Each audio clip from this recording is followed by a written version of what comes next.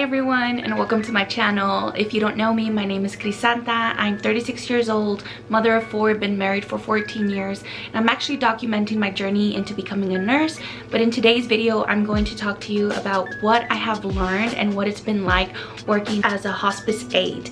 I am a CNA, so this is from a CNA perspective. In case you've been wondering what it's like to work as a hospice CNA, or how my company calls us, we are called hospice aides, then stick around, in this video is for you. Okay, so this is a conversation as if I were talking to a friend. There's nothing fancy about this, so I just want to get into it and just talk to you about what my experience has been like. So I've been working as a hospice aide for 1 year now, and I couldn't believe it was already a year. It wasn't until I saw that it was April that I was like, oh my gosh, 1 whole year has passed since I've been working as a hospice aide. And let me tell you something. So just a quick backstory. I have been back and forth between teaching and nursing. I love both of those careers. They both have great benefits, and of course they both have cons. So I was jumping back and forth between teaching and nursing. In 2023, my CNA license was about to expire, because if you didn't know, and this, I don't know if this only applies to Texas, but if you don't work and use your license within the 2 years that you get your license, it's no longer usable. You basically lose your license. And I worked really hard for that license. I live in a rural West Texas town.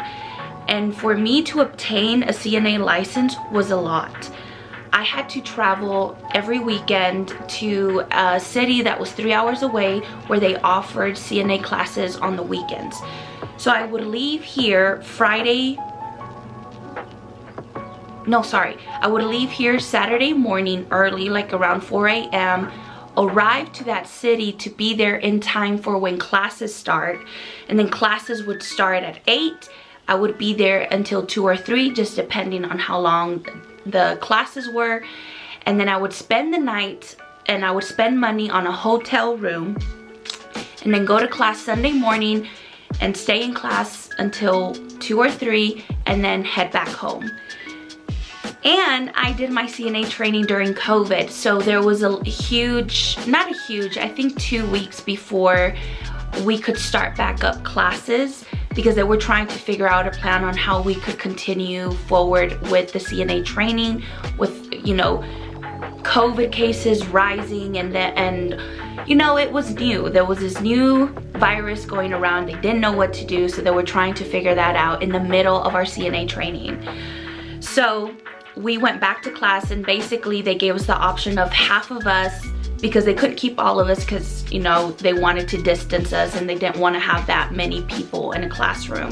So half of the class stepped away and would wait until the next cohort, and I was part of the class who decided to stay and finish it out. It should have taken us 8 weeks, but it took us 10 weeks to graduate and finish the class. And we ended up doing our clinical skills there in class. We got approved saying that we could do our clinicals in class, because typically we would go to a nursing home and do our clinical hours there. But because of COVID, we were able to do everything in class. So that's a little backstory. That was back in 2021, and this was 2023, and I was so close to losing my license. And mind you all, I was working as a teacher. It was so hard to come across a CNA job here in my area, because there's very little. I had given up on looking for a CNA job, but I didn't want to lose it. I was 1 month away, and I wasn't actively looking for a job. I was just worried. Anyways, back in 2011, I was working at the hospital as patient registration. I came across one of my ex-coworkers at the grocery store, and she asked me, hey, do you still have your CNA? And I told her I actually do. And she said, are you looking for a job? And I said, I absolutely am. I'm about to lose it, and I would like to start working. She said, well, we're looking for a CNA. She said, I'm working with hospice now, and we need an aide for the area. So when she told me that, I immediately applied.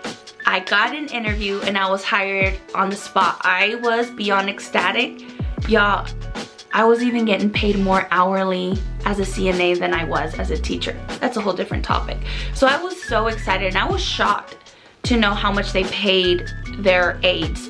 This is a company that is from a different city that expanded to our area, and so their benefits and their pay was very, very nice. I've never heard of hospice. I didn't even know what I was getting myself into. And y'all, I love it.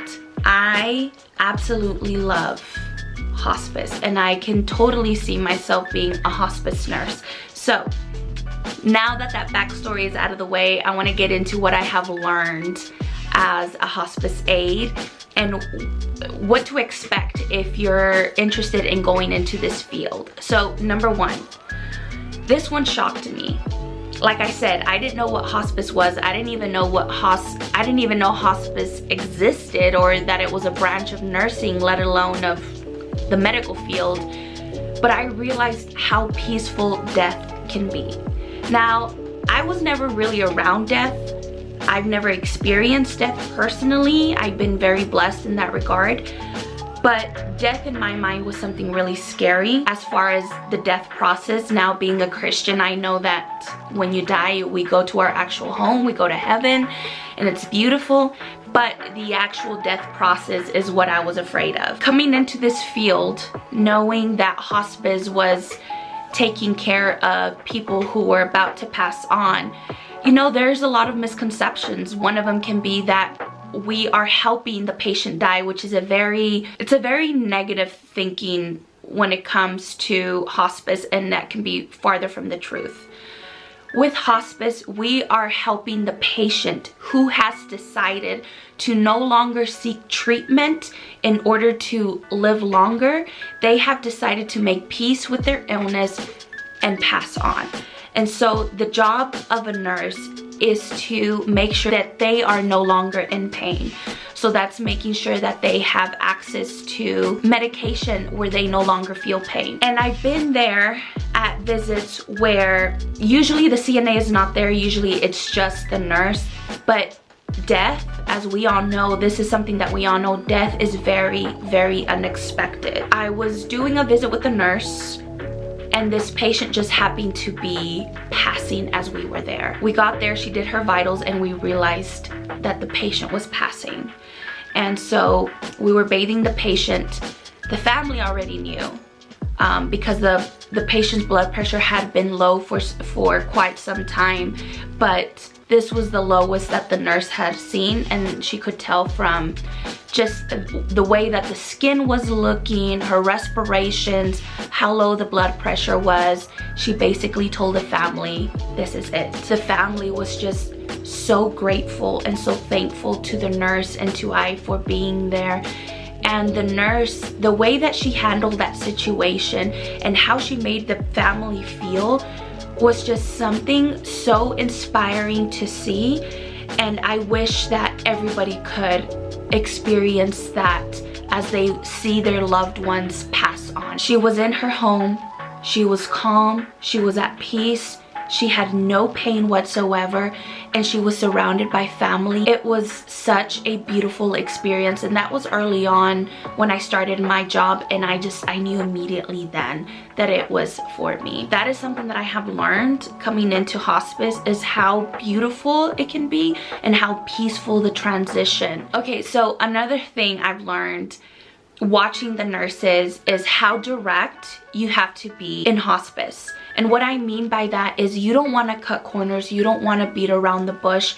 You're in situations where the family can be so scared, and you have to be direct. You don't want to make them feel like there is hope.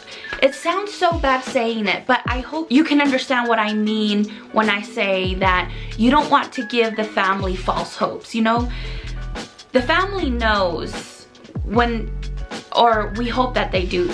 I'll get into that in a minute, but more than likely the family knows that when they go into hospice, it's because they've accepted, the patient has accepted that it's their time to go.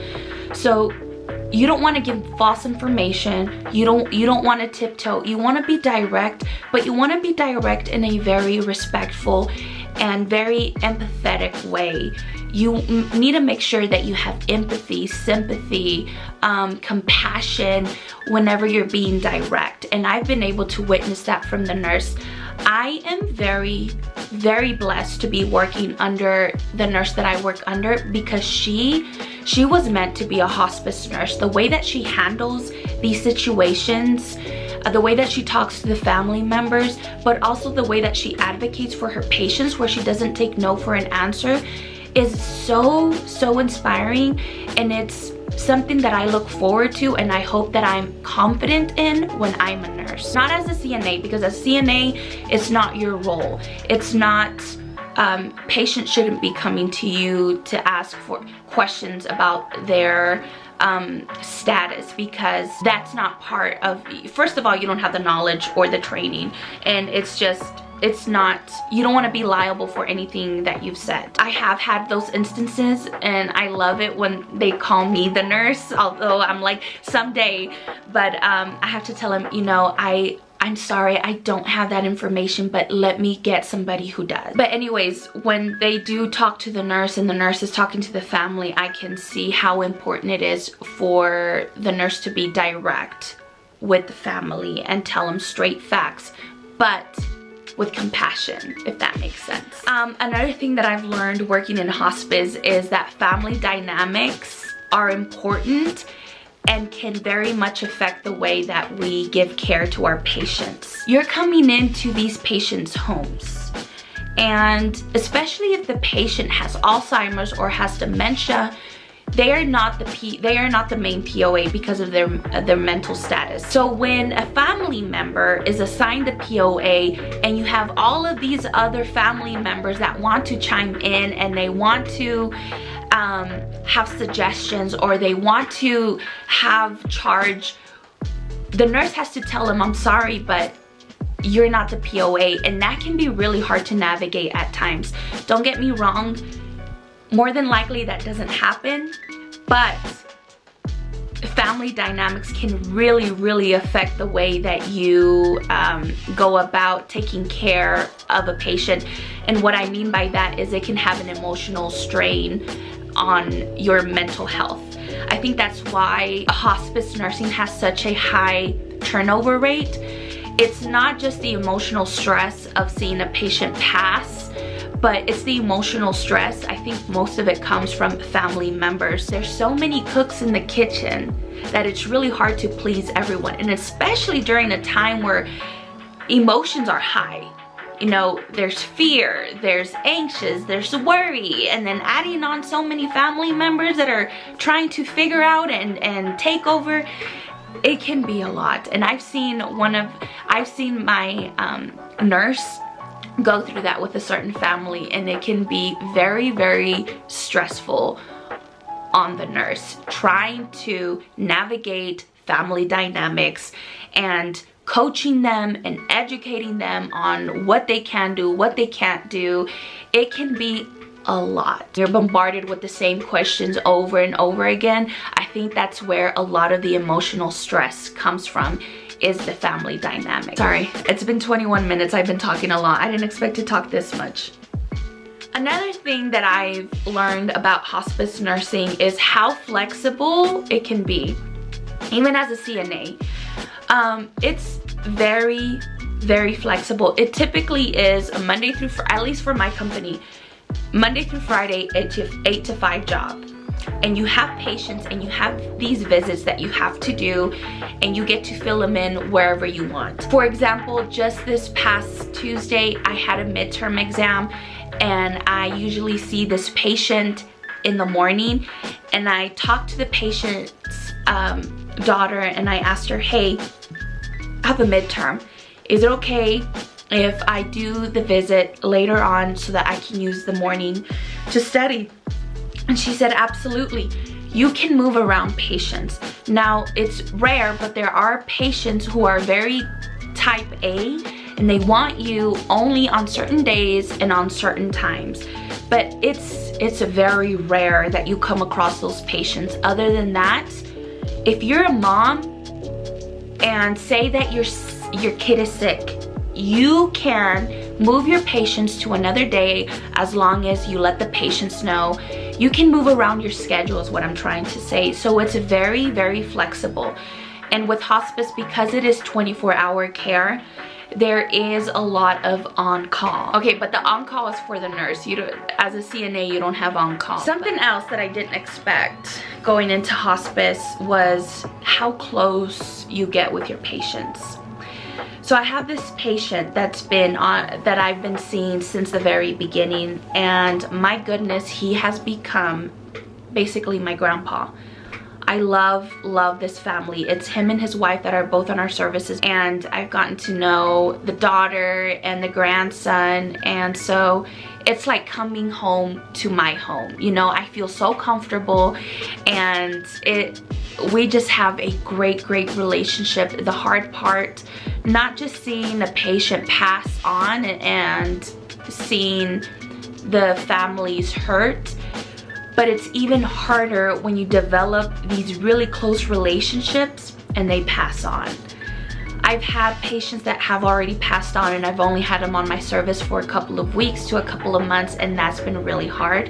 And as a hospice nurse or hospice aide, it is recommended that we go to these funerals, and we attend our patients' funerals, and we're there for them, and we're there for the family, and they're just always so grateful. But this one patient, I know it's going to take a lot out of me whenever the patient passes, because they end up becoming like your family. You're coming into their homes, whether it's 2 times, whether it's just once or twice or 3 times a week. You're coming into their homes and you're seeing them in their most vulnerable. As a CNA, my job, my first priority is to clean them. I give them baths, whether it's in bed or it's in, or I take them to the shower. I make sure that my patient is clean. So I do everyday activities with them, whether it's shaving them, skin care, foot care, nail care, taking out their trash, changing their linens. My visits are anywhere from an hour to an hour and a half. We're not like provider services where we're there for 4 hours and we're cleaning. We do clean up after ourselves, but it's typically just an hour to an hour and a half visit, depending on everything that's on the care plan. That's something I didn't expect going into hospice, is developing these sacred, special, deep relationships with your patients. You really make an impact on these people's lives, and it can be very special, especially in my small hometown where basically everybody knows everybody. To have such a great impact and a meaningful impact is something that I will never take for granted. But anyways, I think I've talked your ear off. I hope that this video helped. Let me know if you have any questions, and let me know if you're looking into becoming a hospice aide or a hospice nurse. I think this field is so special, and it takes very special people to work it, but it's definitely a very rewarding career. But with that reward comes, unfortunately, a lot of stress, but it's the reward that makes the difference. It's the reward that I look forward to that makes me want to stay. So anyways, thank you so much for being here, and I'll see you in the next video. Bye.